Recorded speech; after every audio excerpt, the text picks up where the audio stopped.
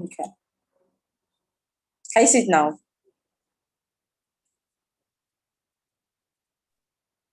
Yes, yes. Okay.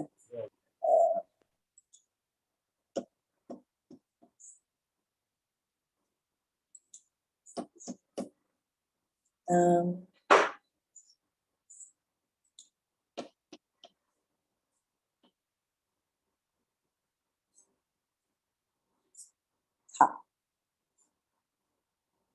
okay, so all right. Okay, so good morning, everybody. Today, I'm going to be talking about community management and the importance of generating engagement in your community.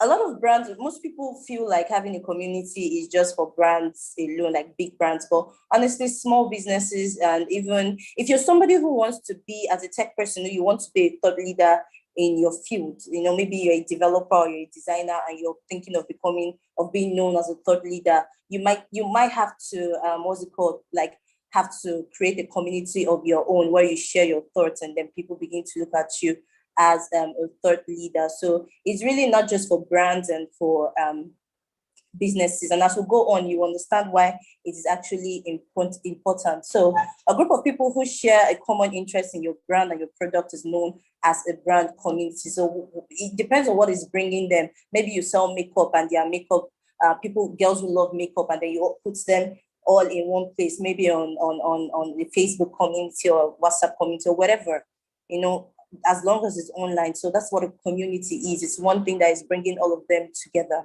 So it gives brands direct access to their fans and their customers, without restriction from social media, because social media has thousands of people, millions of people, and as a brand, there's a way you communicate on social media. It's a bit more formal, so people don't feel connected compared to if they're in a community. But as we go forward, you understand what I'm saying. So what is the importance of brand community? Number one, brand community removes dependency on ads and promotion for traffic by increasing word of mouth. I say this a lot. I try as much as possible to, because I market Emigrate, I try as much as possible to put Emigrate out there. But when I check the people who are entering the community, especially the Telegram community, because then you can see how somebody got into the community. I usually see it like this person invited this person invited this. So even if we're out there, we're putting a lot of things, it's usually word of mouth that actually bring people, because people tend to trust the opinions of their friends as opposed to trusting a brand, because obviously I'm a brand, so I'll put my good side out there. Even if my product is not good, I'm not going to come out and say, oh, the product is good. So yeah, it removes dependency on ads and promotion for traffic by increasing words of mouth. It increases customer retention and loyalty due to the value provided. When you're in a community, one of the things you should understand is that, yes, so you're probably trying to sell a product to the people in your community. You're probably trying to sell a service, or you're trying to share your thoughts in a community. But at the end of the day, you can't only be talking about your brand. You won't even sell that way. And I see it with a community called HubSpot. Is the way HubSpot have what they have done to me, that I am so loyal to them, to the extent that when I'm talking to students in the academy, I preach HubSpot. Why? Because they have solved a lot of problems for me. In digital marketing, we like to see marketing from solving a problem from people's point of view, solving a problem. So before you start any strategy, before you start any marketing in digital marketing, you do something called a target audience analysis. You do that, and you also need to do that when you want to run ads and promotion, because you have to find who is your products for. For instance, if you take a company like Play Store and Play Store, the game community, if you take they have to do, if you check their target audience, you'll probably be people from 15 to maybe, I don't know, 25 or 27. I don't know any 30-year-old man that plays games like that. But yeah, the people who play games are mostly 15 to probably 27. So you can run ads on social media. You can run ads on Facebook and say, okay, I want to target people in this demographic of men between 15 to, because Facebook has all those data. But the thing there is that Facebook will just target a large number of people, like 15 and 17-year-old males who live in so and so. But not every one of them is going to play games. Not every one of them is going to be interested in makeup if you sell makeup. whatever. Not all of them is going to sell makeup. And as a young guy who is trying to build a community of professionals, you are definitely not going to be paying Facebook for ads. Do you understand? So most companies run ads. Ads work at the end of the day, but you might have problem trying to create the community you want. At the end of the day, you want people who are really interested in your products. Do you understand? Because they are the ones that I used to have a friend back then in school. I think it was 2016. She was so into makeup. So she was always looking for ways to give them recommendations. Those are the kind of people you want in your communities. They help you better your products. Do you understand? Because you are listening to them as a brand, they would, they would stay and they will help you spread the word of your business. So that is creating valuable brand advocate, because they'll help you spread your word. So you reduce dependency on ads, basically, because you don't need to target them on social media. You can't even get them on social media. You let them come to you and have a place. So it also helps you understand your customers. Brands like take what's it called, Bolts, and even PlayStation, all those kind of apps, they already collect first party data on you, because they know how you're using their product, how you're using the app. Already gives them certain information. Okay, this is what this person likes, that is what this person likes, this is what, but not all brands have access to that kind of information. Like, how are these people using our products? Do you understand? They can read it from the back end. Oh, this person likes going to the island all the time. So they start giving you coupons for island, they start running promotions for you. But not every person. So it's better. And brands tend to expand themselves by trying to create different strategies for different social media, because the way you market on Instagram is not the way you market on LinkedIn. So imagine if you're a small business owner, or you are trying to build a community of professionals, you don't even have time for yourself to run your business. You want to start doing strategy for Instagram, just focus on one place, stay in one place, let your people find you. At the end of the day, you don't have to target everybody, because not everybody is going to be your customers. I hope you guys can hear me. Can you guys hear me? Yes, I'm hearing you. Okay. Thank you. So, okay, I didn't say the last one. Create value adds for your shoppers. There are definitely people who will come into your community to just come and they just want to check. Maybe they've not bought, they've not, what's the word? They don't like, someone like me that does not use makeup, and maybe I want to start using makeup now. I'm not going there to go and see what to do. So depending on what you are putting in your community, you are adding value, because like I said, you won't only be talking about your product. If you are a makeup person, maybe you also put out content like, things to check in makeup products to avoid pimple breakout, and just basically things that will add to them, things that would solve their problem. Like I said, you have to do your target target audience analysis before you even start any marketing campaign. So you do the same thing before you start any brand. Who are your audience? What are their problems? What problems can you solve for them? Because HubSpot did that for me. They solved a lot of problems for me. Like when I first started out in marketing, they had a lot of content out there for marketers to use. So they really, really helped me. So I kept going back. And then when I meet other marketers, I talk about them. So basically, you create, because when I first got there, I was checking around, I realized that these people, they say a lot of things that will add value to me. So yeah, I joined eventually. So why should you generate engagement in your communities to retain participants? It's not an easy thing. Trust me, from somebody who is trying to manage a community now, I know that it's not easy. Do you understand? And if you don't generate engagement, you're going to lose them. Look at all those groups that you stay online that they are not contributing anything meaningful to your life. You will leave. It's a normal human thing. You would leave. So it's really important that you generate engagement and keep them engaged in your brand, in your business, or in making you a thought leader in your profession, in your career. So one of the first way to do that is know your audience. Like I said, we run a target audience analysis. Who are your audience? What challenges will they be having? What are their likes? What are their interests? People only interact with content that speak to them. Do you understand? So that's why if you're in a community, be it on WhatsApp, be it on Facebook, anywhere you are, if they're not saying anything that speaks to your interest or your like or your needs, or they're not solving a problem for you, you're not going to be there. You have no reason to be there, basically. So know your audience first if you want to keep them engaged. Knowing them means that you can keep them engaged. Offer the right content. So most people are looking for authoritative content that give them a competitive edge and foster trust, because let me refer back to Hotspot again. As you can see, they've done a lot for me. I'm going to I talk about them. They gave me a competitive edge in marketing based on the fact that they were putting out not just authoritative content, but actually the right content. What's it called? I don't want to say correct content, but yes, the right thing out there. Don't go and put out content you're not sure, because one wrong move, one wrong misinformation like this, you can lose people. So you have to, it's okay, yes, you have to look for content that makes sense, but make sure this content are, because that's what will foster trust. HubSpot has given me a lot of content. They've taught me a lot of things that when I put it to use, I see it working. I see that it's true. So I trust them more. I trust it's easier for me to trust them compared to if they tell me, oh, do it like this, and I go and I do it and it's nonsense. I won't trust them. So you have to, that is what you, be you a small business owner or a person who's trying to build a community of people for whatever reason. I know I keep saying, even it doesn't even have to be a community of professionals. You can still, if you're a gamer, gaming is your passion, you can build a community of gamers and make money from that. So at the end of the day, building a community gives you, what's it called? Yeah, you can still help you make money too as well. So you have to find the best format to engage them. A question and answer thread have been known to spark greater engagement, because when you ask questions, people would answer. When this one is answering, people like to drop their opinions. If someone is saying something, especially if people like me if somebody is saying something I don't agree with, my voice must be heard. So most people like to hear their voice being heard, basically.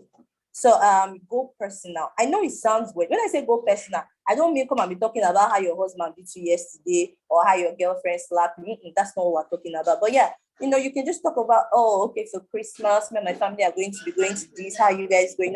That's the kind of personal thing I'm saying talk about, because a lot of people will tend to jump in and follow the trend. Oh, is that where you guys are going for Christmas? And before you know, maybe two people in the community finds themselves going to the same place and they want to connect. Bear in mind that the biggest advantage a community will have over just being on social media is the networking that they get.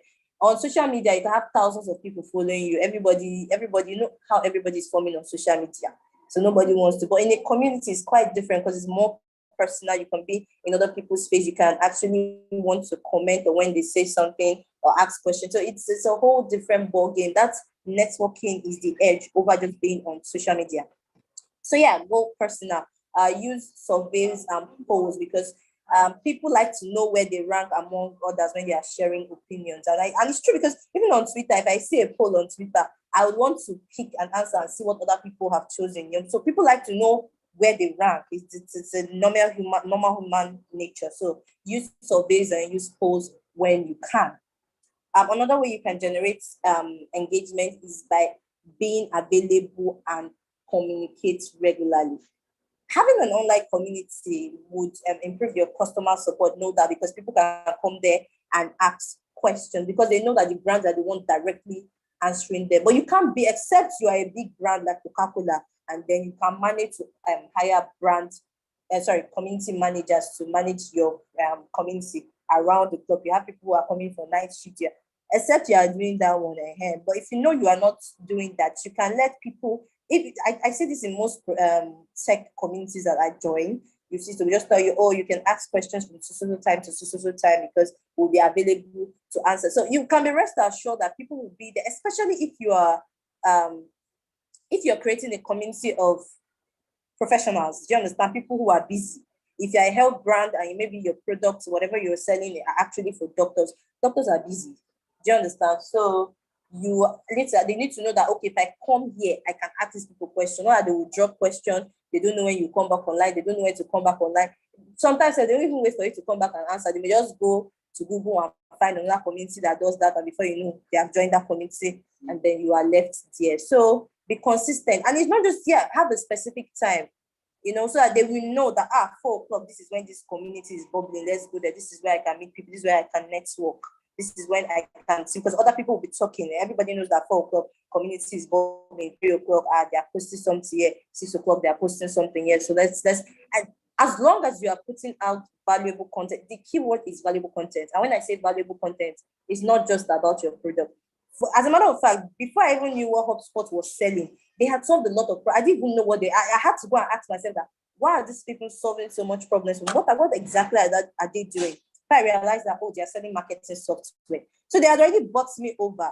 And there's no way I would not buy their software, because as far as I'm concerned, I trust them. They know what they are doing. Their content has helped me solve problems a lot. So obviously, they know, so there's trust there. So definitely, if I have any marketer come to me and say, I want to buy a software, I want to buy his HubSpot, I will still see at the end of. So this is how you build. It's not just about your product. Imagine if HubSpot was throwing their software in my face every time I go to their community or go to their page. Honestly, I would just leave, because it's not my problem. It's not what I'm. But they had done their audience analysis from the beginning, way before they even started, and they knew that, okay, our target audience are digital marketers. What problems are they going to be having? And they did that, and they started putting out there as content. So even if you want to, if you're a small business owner, even if it's wigs you are selling, there's definitely something that your target audience would need. You just have to know what their problem is, what their problem is generally, what their needs are, what their motivation are, things that would call to them, things that, because you are trying to connect with them emotionally. That's the word, emotionally. I can't tell you how many times that I'll be having a problem in marketing. I'll check up, so I'm like, thank you, Lord, for this people. So yeah, that's how it is. So avoid survey language, and not just only survey, avoid too much professional language, because when you are doing that, then everybody's trying to form professional. Obviously, there are certain platforms that you have to be more professional. Like if you have a community on LinkedIn, you have to be professional. Obviously, you have to be professional. But if it's a community of, like, even for tech, maybe you are doing a community of tech people, you can afford to play a little.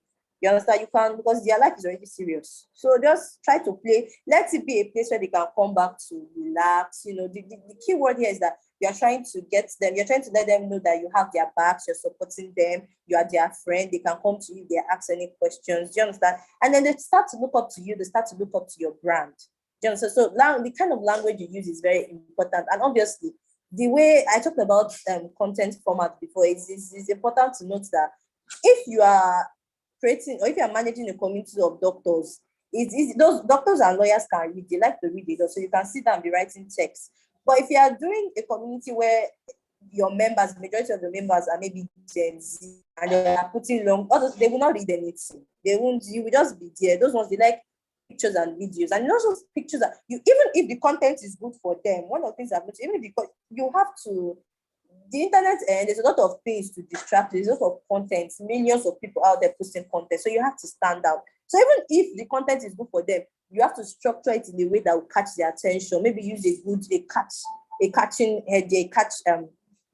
catchy headline or title, or maybe you're doing a video and the thumbnail is on point. So the thumbnail already lets them know that this is what you are going to gain by looking, because like I said, there is a lot of things that is going on there, that attention is now the new currency. If you can capture attention, you will make money. So yeah. Allow networking, which is the vein. Some community managers are really worried about the fact that, people will join the community, and before you know, they will steer the conversation away from what is supposed to be. There is that fear. Do you understand? Like, you're trying to do something, you're trying to create a community of serious-minded people, and then you just have somebody come and talking about irrelevant things. And so it's okay to have that fear, but that shouldn't make you remove networking automatically, because when you do that, there won't even be any engagement. There won't be any engagement. So yeah, you just have to set down rules. Allow participants offer each other useful advice and tips. Allow that, as long as it's related to the brand. Do you understand? Or it's helping people grow. So just make them know that certain irrelevant things, which is what I think if you enter a lot of communities on Facebook, you see that they have ground rules so that you don't go, it doesn't spiral out of control. You understand? So this type of networking can really encourage creativity, ideas, and improve somebody's career prospect, and which is good for your brand, because it means that people will just be, affinity, that's the word. They'll just be attached to you and be like, oh, do you know about this brand? And I think I see it in Emigrate a lot as well. Do you understand? I see it in Emigrate a lot. Like, these people are helping me come here, come there, and all of that. So yeah. So distinguish yourself from the normal conventional social network by transforming your community into an authoritative and person-centered hub. Don't let it be about your product. Like, your product matters. remember that these people are there already. They are there because they have an interest in your brand. So they're already there. If they don't have an interest in your brand, they will not be there. So although they will still buy. So let it be about them. Let it be about the audience. Let them shine. And they in turn will give you money. You understand? All those, you see all those hype men and all those, like if you go to the beach these days, all those Yoruba people that like to sing your praise, they'll be blowing drums and be singing your praise. You're making them feel important. So to give you money is easy. That's the thing. Every human being likes to feel important. Although me, that one cannot chop my money. But yeah, a lot of people are like, I should have been an Igbo girl. A lot of people give out money like that. So yeah, let it be about the person and eventually they'll give you your money. So the fifth one, offer exclusivity. Offer something that they can't get. So excuse me, offer something that they can't get anywhere else. You understand? Because offer something they can't get anywhere. If you have to do events, if you have to do giveaway, people like giveaway. People like free things in this world. They like free things. If you can give them, what's it called? Early product price access, give them price cuts because they belong to your community. Of course, it just make them love you the more. I want to invite people. Do you understand? There's actually something that Emigrate does that I love so much. I don't think this is recorded, so let me not say it, but yeah, just offer just something that they can't get out there. So HubSpot actually does something like they have videos of experts that on a normal day, these are people who have done big things in marketing in their organization or companies. They work for top companies, they done big things, but on a normal day, they don't want to be thought leaders. They are okay just doing their jobs and making money that way. On a normal day, I won't find videos of these people telling me the right marketing to use based on their experience. I won't find videos telling me but HubSpot actually gives me access to these people. So these people come and they're speaking and telling me how they actually did what they did to make the kind of sales you are seeing in that what's it called, on that brand, basically. Do you understand? So that kind of content makes me go back to HubSpot. You see, give out content in this life. See, as HubSpot, they don't give me one single naira, but I'm always, because they've done a lot for me. So all these kind of things can help you generate engagement, retain the people in your community, and help you make sales or help you achieve whatever end goal that you have put in mind. So at the end of the day, a community manager must keep users engaged in order to enjoy the low cost and high quality outcomes of community. Because the biggest thing I see is the way it removes dependency on ads. Do you understand? The way it does, because ads will definitely get your product to people, yeah, but it doesn't necessarily mean that it will get them to people who need them. Imagine if your makeup brand is coming to Facebook and say, okay, I want to target women between 16 or 15 to 40, those kind of women. Do you understand? Maybe global wise, on a global scale, because a lot of women across the globe uses makeup. Facebook would definitely want to show me that ad because I fall in that category, but I don't use makeup. I don't wear makeup, so they won't catch me. They might catch other people. Do you understand? And the more you want to reach, the more people you want to reach, the more money you pay. So it is better to just concentrate on one small community, be it on Facebook, or you put on your product that we have a community, so you should come and join. So people who are really passionate about you will come there and join. You will meet your customers. You understand? You'll be able to, you have first-hand data because these people are telling you, oh, you people's makeup is too oily, you people should make it this, or you people's makeup is too this, you people should make it, and you're listening, you are tweaking your product to fit them, because at the end of the day, if you don't tweak it, you can't sell to them. So basically, if you want to enjoy all those low cost, where's the English like this? Yeah, low cost and high quality outcomes, you have to keep them engaged, you have to make them feel like it matter. And so I have come to the end. Thank you very much. Does anybody have any questions?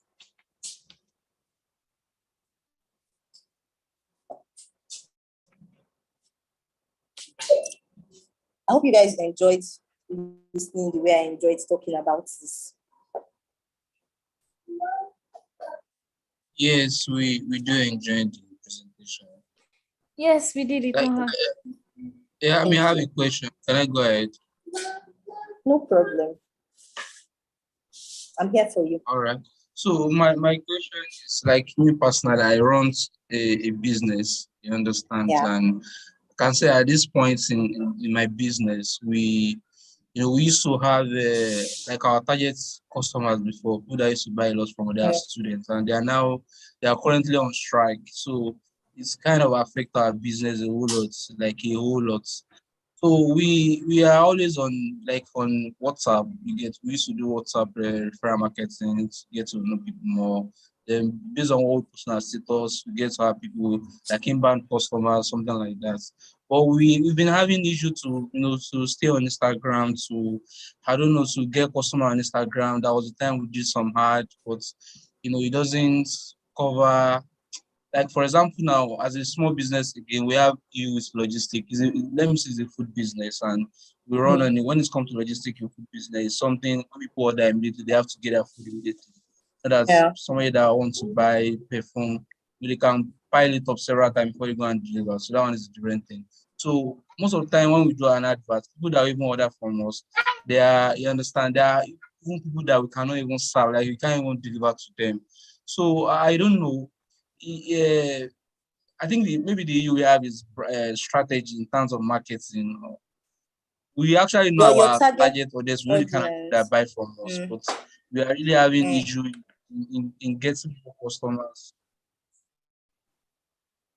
So basically, if I get you correctly, you're saying that the people that order from you, logistics is the problem. You can't get to them on No, no. time, Abby. So that means you are targeting What people I'm in the saying wrong. is that what I'm trying to say in the sense that we can, like where we are, you understand, we're in a location, we are trying to get across to people that are around us, at least maybe about 10 kilometers, like surround us, you understand?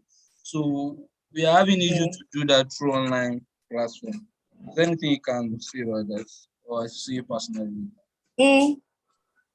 Well, first of all, how do I explain this to you now? You know your audience, you know people who are going to buy from you, and you know that because it's a food business. If you're staying, I don't know if you know Lagos very well. I can't have a food business in Ikeja, then somebody from Aja wants to order from me. Just the person will receive it 2 hours later, instead the person is going to wait. But it makes a lot of sense to target people around Ikeja. Do you understand? Target people. If you're going to run ads, Facebook has location of a lot of people. Instagram has location of where people are. So they show your ads to where these people are. It's better if you want to go by that way. Another thing you can do is just focus on people in your area. They are the ones that will buy more from you. Do you understand? So it's a location-based thing. And I would say, is your business registered on this, I forgot, is it Google business or whatever? Because even if I'm in an area, most times, if I'm in a different area from home and I want to eat somewhere, I might go and check restaurants in the area, good restaurants in the area where people can eat. So it's better to register your business there and let people know that your business is in that place. Do you understand? The location matters. When people are in that location, your business name to come out. Do you understand what I'm saying? Yeah, So I do basically, understand what you're target, saying. yeah. And for you, the thing about online is that online you're reaching a massive amount of people who might not be in that your location. Online businesses work out for people who want to reach people on a global scale, on a very large scale, and they can transfer products. But you're selling food, so it makes a lot of sense to do more offline marketing. Be known in the area. Do you understand? All those promotions you're trying to do online, do it in the area because people in the area that will buy. That's how I see it. People in the area that, because if you are doing online, yes, people in Lake will be seeing you, people in Aja will be seeing you, but can you deliver there? Can you go that far? You cannot carry your shop there. So the only way it will work, it's still good to put it out there so that anytime maybe they are in the area, there's this brand I used to see on Instagram, let me check here. That's what you can do. Do you understand? But if you really want to make sales, focus on the people in the area, the people that are close, the people you know you can deliver to, the people you know that your product can solve a problem for.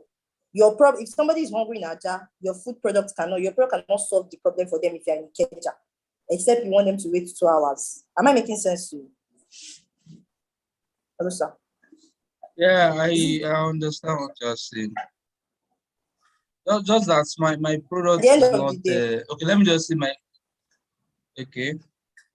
Just my location, like my product does not it's not like a bar or amala that everybody can buy. So it's only different okay, entirely. that's another thing. So I see how, let me say, I have So my obtainable achievable market is not very wide that you can think. Oh, I understand you. Yeah, you have to focus on how you can get your product to those people who need it. You really have to focus on that because you can do as much, you can do marketing and actually get these people, but if you don't deliver, your business will suffer. Do you understand? If you don't deliver, your business will suffer. So before you even start a marketing campaign, figure out how you are going to, I think this is a business thing, figure out how you are going to get your product to these people. Do you understand? Because if you go and start a marketing, you can catch people. You run ads, you already give them, you give Facebook or Instagram your target audience, they help you put your business out there. But if you can't deliver to them, there's no point. Do you understand me, sir? Yeah, I do understand. So is it your Thank business you. model? I would say that, yeah. So you go back to your business model and figure out how you can meet them halfway. Yes. Thank you. Thank you. You're welcome. Any other question?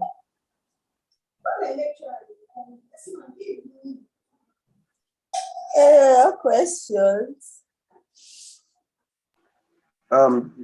Itana, thank you very much. You've explained well about the topic. Yeah, I have a question, but I don't know how to put it. I'll try. Okay, how do you control what is being said and a particular like for instance, you're trying to market a product and you don't want them to like you want them to keep the conversation in particular around that product. Yeah, how do you do that? Yeah. Because you talked about people, you set down rules and regulations. I can hear you, sir. Yeah, so you talked about allowing them to converse about their daily activities. So, and how do you cultivate that? Like not daily, not daily activities. Okay. Like I said, yes, this is a problem for plenty community managers. But one thing you can do is that you set down rules and regulation. You know, it's okay to network. It's okay to drop job opportunities. It's okay to drop events that you think will benefit the communities. Also set down rules. Like when you enter certain groups on Facebook, you see the lay down rules. Let them know what is acceptable and what is not acceptable. Do you understand? So if you see a post that somebody makes in your community and you don't like, you call it out immediately, politely, in a polite manner. Do you understand? Say, oh, please, we don't allow this here.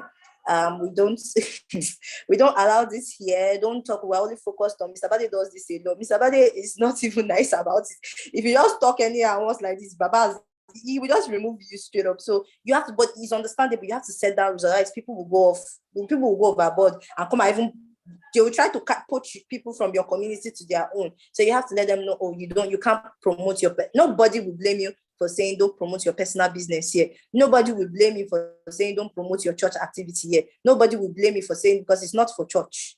You want to promote your church activity, go and do it on your page. Don't come here, but say it in a polite manner. Say it in a polite manner. I won't suggest Mr. Bade's extreme measures of just removing me. I'm more merciful. I will show more mercy. But Mr. Bade believes one error, like the one strike, you are gone. But don't go. It's understandable because Emigrate has professionals there who don't have time for those nonsense. So that's understandable. But you can be a little more lenient and be like 1 strike or 2 strikes. Do you understand? So that's the best. You lay down rules. Let them know the rules. Put the rules. You can pin it to the channel. You can put so when people are entering, they already know what the rule is. And if somebody breaks the rule, politely tell them, please. But if a person break it first time, second time, remove the person. That one is not ready to change.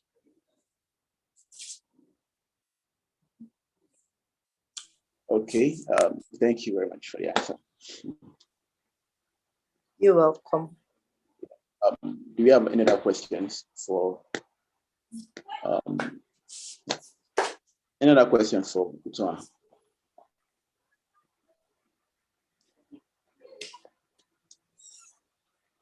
Okay, if there are no questions, so I could throw a question to anybody, just a question. Okay. So what questions do I want to ask? How does I don't know how to ask questions, Patrick.